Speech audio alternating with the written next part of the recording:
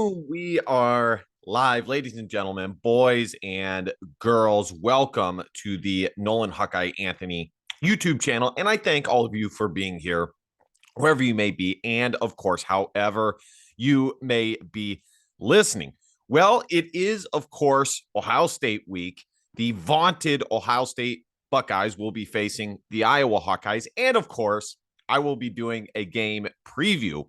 Folks, I got to tell you, before going into this preview, it's been a while since I have seen the Iowa Hawkeye fan base so depleted so early in the season.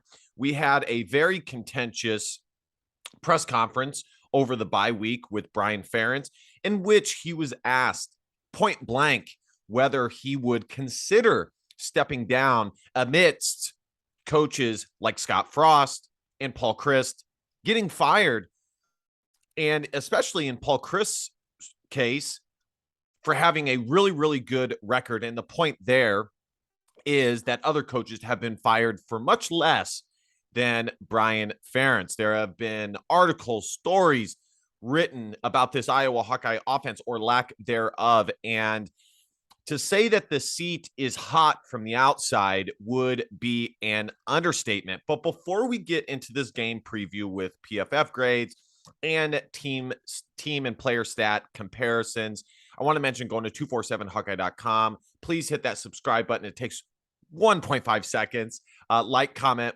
share. If you want to donate to the channel, support your boys' coffee habit, you guys can click the donation button on the channel. And without further ado, let's get into this.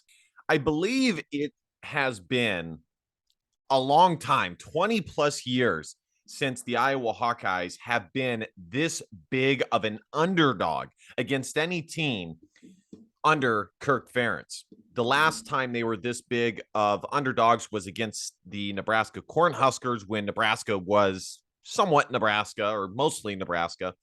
So it's been a while. As you guys can see here, the ESPN Power Index gives Iowa a less than 5% chance of winning this game. Now, before I continue, I need to first say a couple of things very quickly. Number one, I am an Iowa Hawkeye fan, so obviously I am looking at this through the lens and making this video through the scope of an Iowa Hawkeye fan. Anytime it's Michigan week or Penn State week or Ohio State week, you have the influx of those fan bases coming in and acting as if this is, like I'm some unbiased, middle of the road individual looking at this matchup. That's not the case, but I will do my best to just be as honest and truthful as I can in the video and what I think about this game.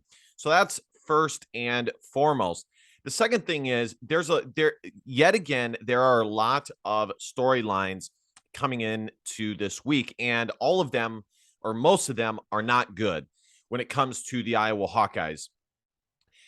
And when you think of the past 2 years the Iowa Hawkeyes have had with 10 wins and 9-win seasons, you think to yourself, how could this have happened? But when you really cut it down into smaller seasons and break each season up, more specifically last season and this season, the Iowa Hawkeyes have been struggling more than just this season. Okay, the last 6 games. They've been struggling going back to last year. Well, not necessarily struggling, but things were starting to dwindle slightly. And Iowa was starting to come back to earth. And we heard many commentators stating and talking about that. And Iowa fans, including myself, did not want to believe it. Brian Ferentz could not be further on the hot seat. I saw another tweet where he went to the Southeast Polk game, where, of course, 5-star offensive tackle Caden Proctor plays.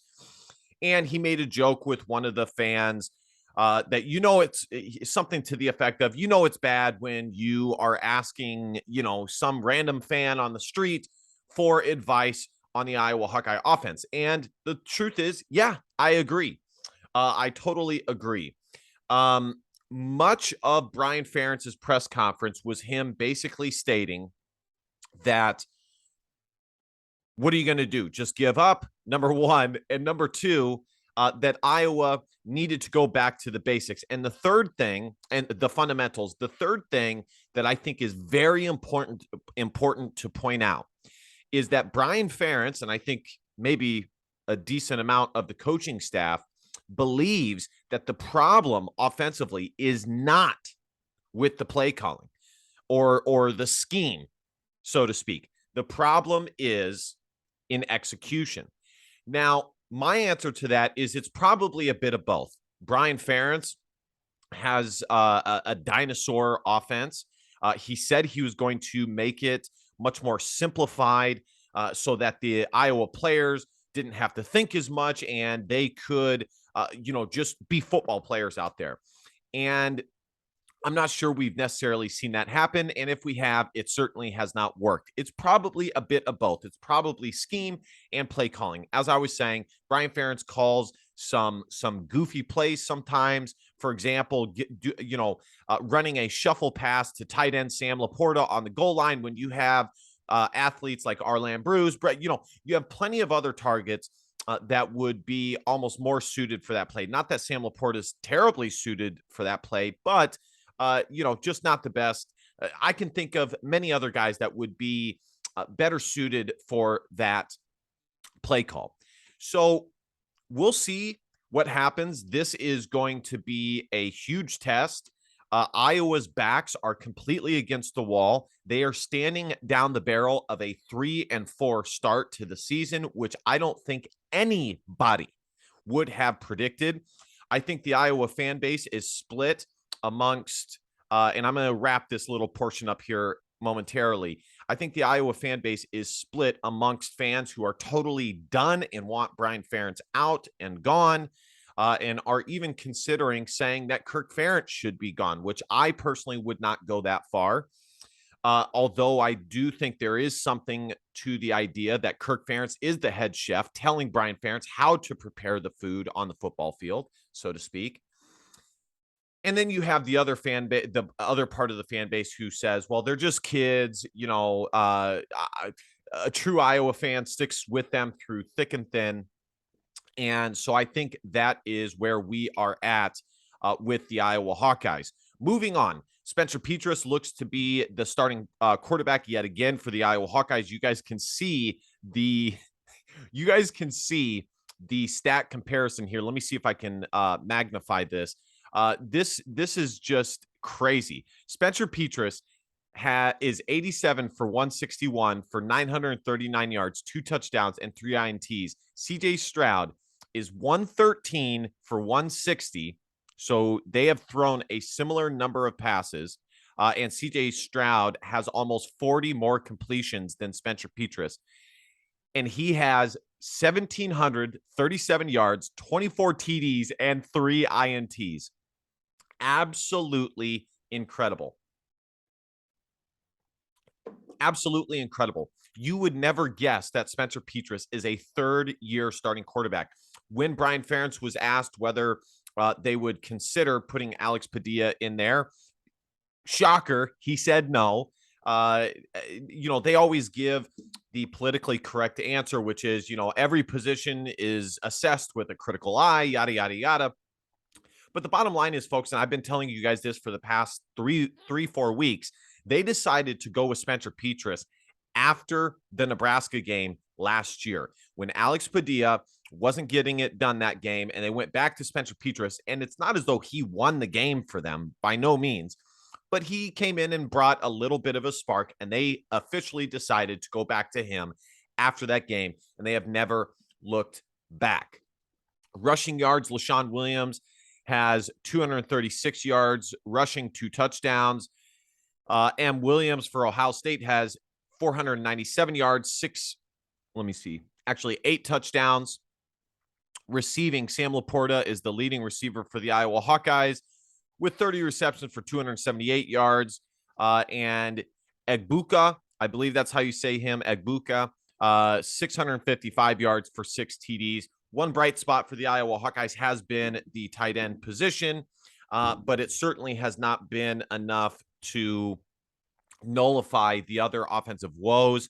Luke Lachey has looked good, or looked a lot better. He is promising, but unfortunately, folks, this is, we're not talking about TJ Hawkinson and Noah Fant here. Not that Sam Laporte is not good. He is very good. He's one of the best tight ends in the country.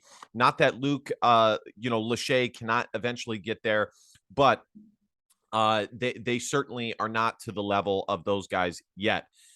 Folks, you got to see this this team stat by stat comparison here. Points per game, Iowa is averaging a measly 14.7 points per game compared to Ohio State's nearly 50 points per game, 48.8 points per game. That is incredible. Guys, I cannot even imagine in my wildest dreams Iowa approaching 48 points at this point. I'm not even sure how they would do it. I'm not even sure how they would do it. Points allowed per game, 9.8 to 15.7. Total yards per game, 238.7 to 543.7. Yards passing, 156 to 315. Yards rushing, 82 to 228. Yards allowed, 264 to 253. Passing yards allowed, 154 to 160. Rush yards allowed, 110 to 93. So the Hawkeyes are definitely going to have some problems running against Ohio State, or it's going to be a long night. I'll definitely say that. They're going to have to earn it. Here are the last 5 games for each team.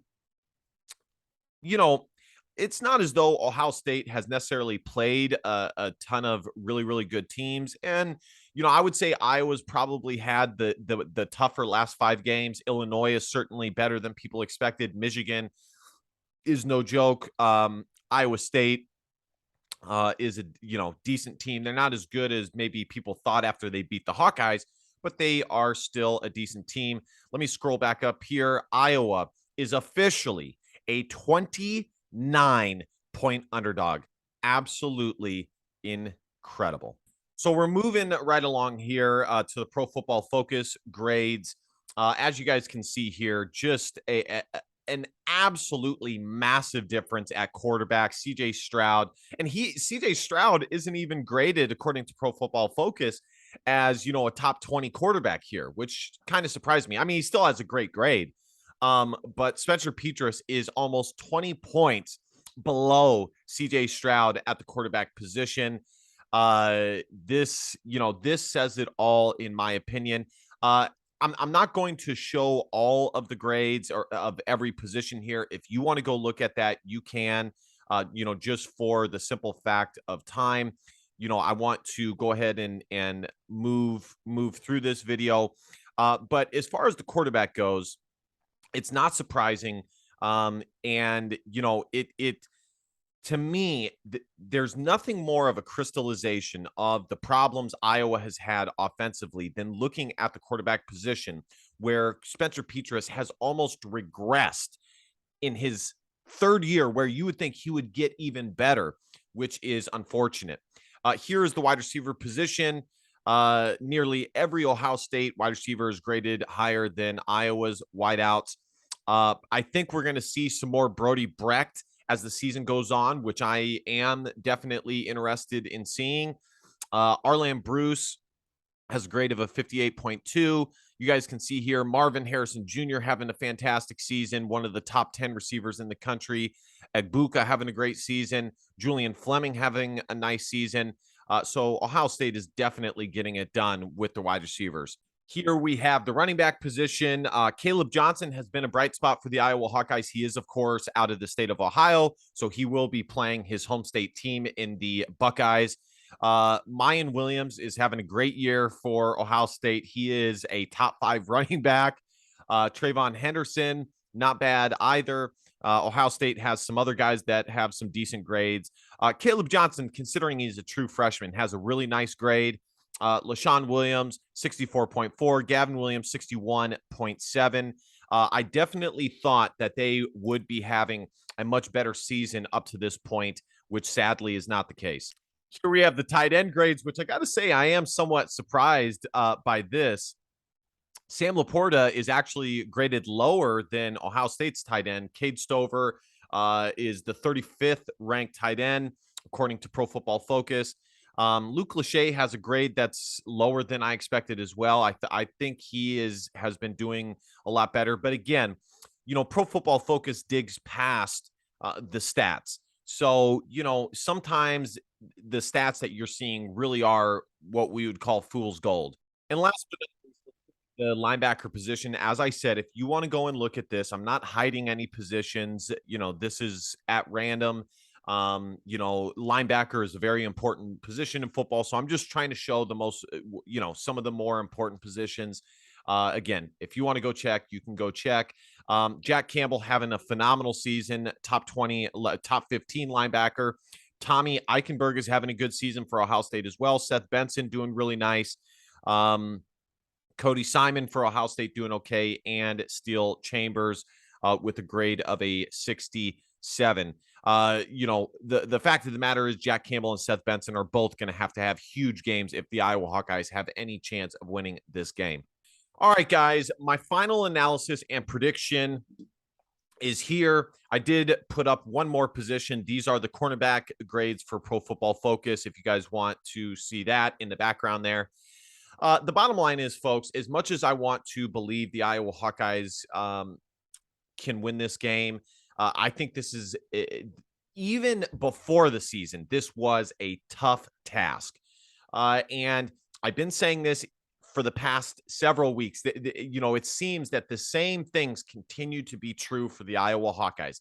They have an elite defense and they have an elite special teams, which last year was good enough with all the picks they were getting and all the takeaways they were getting.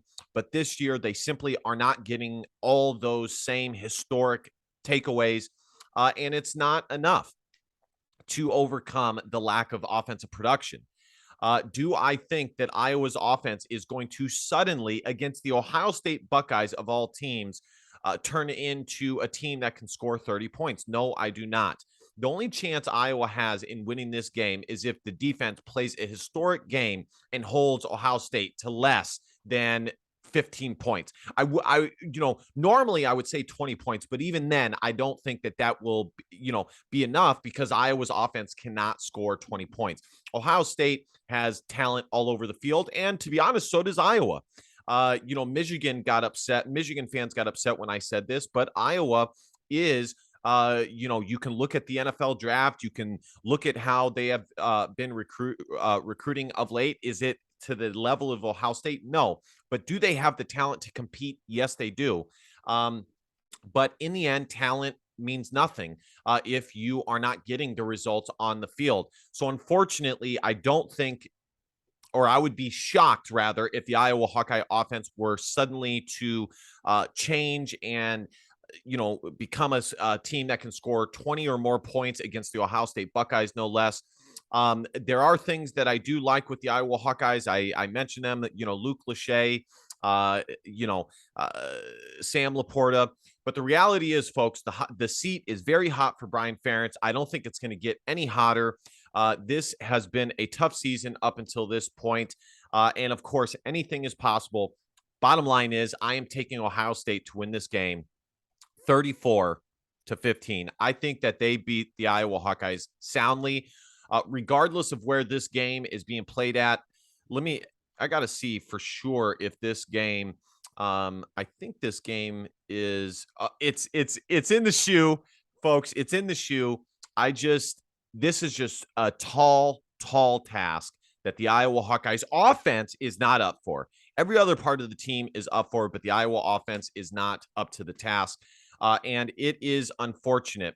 I keep saying, folks, hang in there as Iowa Hawkeye fans. But the reality is, I think the best the Iowa Hawkeyes can hope for to finish this regular season is 8-4, maybe even 7-5. So hang in there, guys. Let me know what you guys think in the comment section. What are your feelings and emotions going into this game? Have you lost all hope in this Iowa Hawkeye team? Have you not lost hope, and why? Let me know what you guys think. Be sure to hit that subscribe button. Support your boy by hitting the donation button, giving your boy some little tip action, some coffee money. And of course, I will see you, beautiful fans, next time. DBAP, don't be a pussy willow. And facts are feelings because your feelings just don't matter. Love you guys. Go Hawks. Bye-bye.